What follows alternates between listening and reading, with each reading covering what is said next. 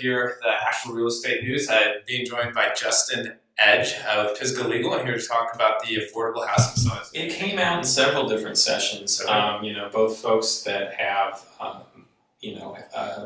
homes that they've renovated somewhat recently, somewhat modern homes that they're renting out, but also new builds. Yeah. It's, these things can be leased up entirely before you're finished if you're That's only true. going to take Section 8. Yeah. And is there a more guaranteed? Yeah, arguably not, right? Yeah. So you don't. Something to think about. Any new landlords? There you go. Keep that in consideration. We can talk more, and I can also point you to examples of people who are building out, planning on this, and their pro formas on new builds from the very get go. It can. So that's just one example. Of a policy or a program that there may be misconceptions about, or there may be concerns. You just think, I don't want to mess with that. Business is good. Why would I mess with that? It's not broken, why fix it? Right? Business can be even better, I would say. Fair. I think that's and you always want to be thinking about ways to make improvements and innovate and tweak things. So what else about the housing program should we know? What might be like your favorite component of it, or your biggest takeaway from it? Well, that's a fair question for you. Sure, from the Housing Summit as a whole. What I'm most excited about right now is sort of the intersection of affordable housing and economic development. Okay. So what I see as the major mode for this is getting people who are investing in the real estate market, builders, designers, everything, to think about complementary and kind of adjacent areas of the market that they're not working in. Particularly, this is the overlap with missing middle and what they call small scale development and incremental development.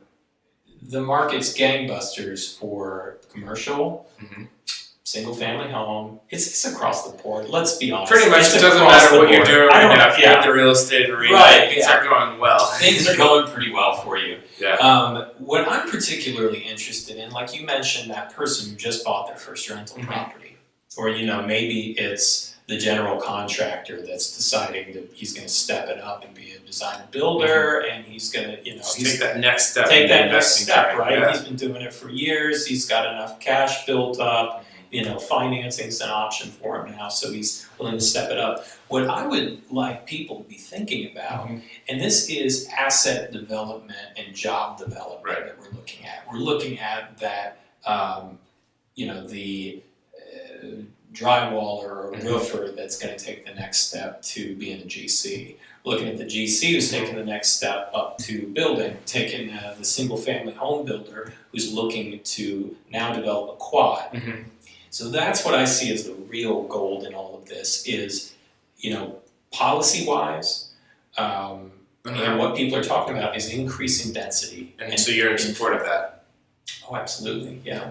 If people are concerned about the way the nature of a neighborhood is going to change by building a 3-story building on the corner or stunk right in between the two, and they're concerned about this increases in density are the way things are going to go. The market will do that alone.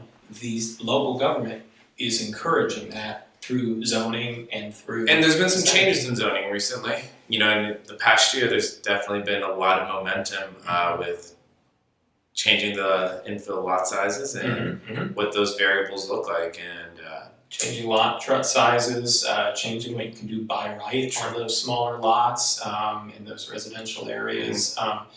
So basically what we're talking about is thinking about the quad or thinking about the 2-story 8-unit walk-up, And how realistic is implementing or introducing a quad or an 8-unit into a residential neighborhood? Well, let's start. That does have an effect, way more so arguably, on the feel of a neighborhood versus just having infill lots being built. Yeah. Well, I think that the market naturally took care of a lot of this stuff. If you look like the building immediately after World War II, before World War II, drive through Montford. Yeah. Drive through Montford, or just look at MLSs from Montfort. Take a peek. There are duplexes, there are quads, there are old homes that have been converted. They're just scattered throughout there. So you think that would be like a model neighborhood then? Would that be fair? Well, as just I'm just as saying, far as not maybe like what it could be, but just a model neighborhood as how a neighborhood evolves on its own? I think that market forces drive density naturally. For sure. Yeah. And so, I can understand if when you're looking at the pro forma, the new build 8-unit walk-up may not be the right thing. Right? May not be the right thing. Yeah. But if subdividing the big old home that you just bought is the right thing, maybe, you should take a look at the numbers, because it might be. So this just kind of naturally happened in that period. And this is what Missing Middle is all about, is basically financial incentives and zoning incentives that hollowed out the middle, everything that increased density. So if local government wants to increase density, it's going to happen in the neighborhoods one way or another. The market is also driving that. So why wouldn't you make that a money-making situation for you? Increasing density, infill, keeping down infrastructure costs, which should lead to property taxes not going as high over time. It's kind of a win-win all around. So I would say that's what I was most excited about trying to encourage with the Housing Summit, and next year even more so. I really feel like it's a job opportunity. It's a way to increase density. It's encouraging what local government wants. It naturally plays well in the market. And if people say, well, my bank that I finance all my deals with doesn't want to even look at that, you should know. And we had a banking panel, which was, there will be a video up. There are local banks who are interested in building these. Yeah, and that's the nice thing about working with local banks. You do have a little bit more flexibility. Yeah. What about on the flip side? Is there any topic that you walked away from and I'm like, okay, maybe that wasn't as relevant as we anticipated, or this might not be worth talking about anymore for whatever reason? It's not a fit, or it doesn't add value, or I don't know, anything like that. Well, I'll say one that came up in the planning process, which is I started out doing a listening tour, talking to local government folks, both staff and elected officials, talking to just leadership generally around the community, designers, planners, things like that. What I heard is everybody's sick to death of talking about the issue. Sick to death. I've had a similar feel for that. Yeah. So that's what I hear. So pretty early on, it's like, well, that's not what we're going to talk about. We're not going to talk about that. From what I understand, a lot of public forums and heck, the Citizen Times, Mountain Express, everybody's been hearing about it for quite a long time. Yeah. So I was able to get people on board to present, to attend, to put up money and things by saying, this is solutions oriented. We're not going to talk about the problem anymore. Yeah. So here's what we can do. Yeah, I mean, we had the evening before our major fundraiser, which is the Poverty Forum. That was very much the human side, and every year we tackle a different issue with that. We bring in a different national speaker on it, and we tackle the human side. The human side is real. The human side is something to look directly at to better understand the issue. But what we made Friday about was nuts and bolts, in the weeds, solutions, and let's talk real talk. So that's what I was happy to see come out of it, is that unanimously in the community. People were on board with that then. They were like, all right, let's figure out what we can implement, what that looks like, where do we put our energy, effort, money. Yeah, let's make it happen. Right. And I would hope that a lot of your viewers are going to feel the same way, which is like, I'm busy, I'm building, I'm buying, I'm interested in being involved. This seems like a problem in my community that had ripples throughout the employment market and ripples throughout the way property taxes are going to increase. It affects everybody. Yeah, it affects everybody. So it's in your best interest to jump in and get in on the solutions, because they're going to be happening one way or another. So on that note, talking about solutions, as we're looking at this, for somebody who's getting involved in this issue and is just starting to become aware of this, or maybe it's somebody who's been part of it and has heard this conversation, you just said, they're like, I'm sick and tired of just talking about it. what is the next action step for somebody who wants to get involved? If somebody's like, hey, Justin, I'm ready to do something. I don't know what it is, but I want to do something. What do I do? Yeah, well, there was such a great response to the housing summit. So many people that wanted to attend. Right. And I'm talking developers, realtors, investors, people who wanted to be there, and we were just sold out. We ran just capacity. Yeah. So one thing that we've done to keep moving forward is the truth is, in an hour-long session, you can't get in the weeds enough to really get into here's the solution. In a full day event, you still can't tackle everything. Right. So what we're doing is we're forming work groups. All right. And some of these will be, invite only or, real small groups, because I feel like that's most effective. If someone's going to toss a simplified pro forma up and give you the keys to the kingdom on what they're doing, they're not going to share it with the world writ large. They're not going to want someone, just a general public meeting where people are going to tell them that they're greedy.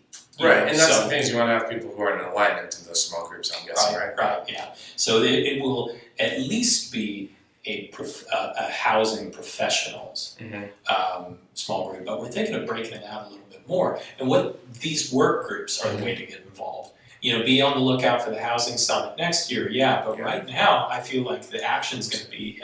So how do I join a work group? I can tell you right now. Excellent. You can email me directly. My email is justin@pisgahlegal.org. Pisgah legal.org.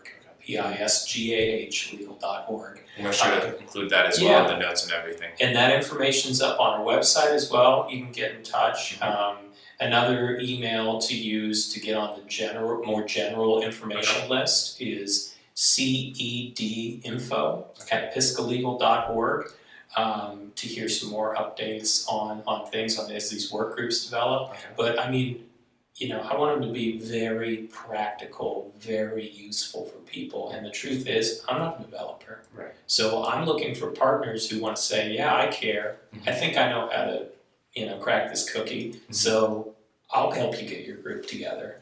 I'll lead a session, lead a session on what it's like to do one of these developments, or what it's like to, use a reno to break it out, old house into 4 units, or, whatever it may be. So that's the action item is come on down and learn how to use cheap financing. Reach out to Justin and reach out to Pisgah Legal, and we're just acting as a joiner here.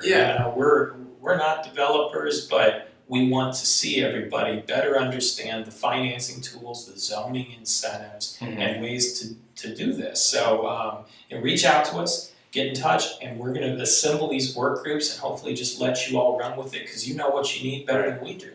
So we're just the practitioners, just create a space for practitioners to get together, then essentially is what the work groups are. Right, yeah, that's kind of the idea.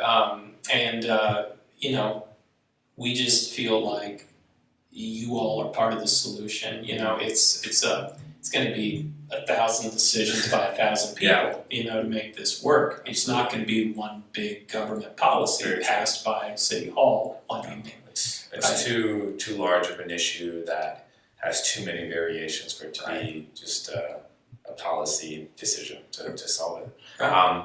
Well, any closing thoughts in general as we wrap up? And just be like, anything that maybe we hadn't touched on, or maybe a question that should have been asked that wasn't? What I would say though is be bold, be ambitious. Like I know a lot of folks are snatching up low-hanging fruit right now, and the low-hanging fruit, the getting is good, right? Yeah. But take the opportunity with what the market is doing right now to be ambitious, to be a good citizen in your community. And like if you're considering jumping into this in some kind of way, you can really change lives, and you can chip away at the market as a whole, and you can continue to do so while doing well in the local market. So I just encourage everybody to try something new and try affordable housing.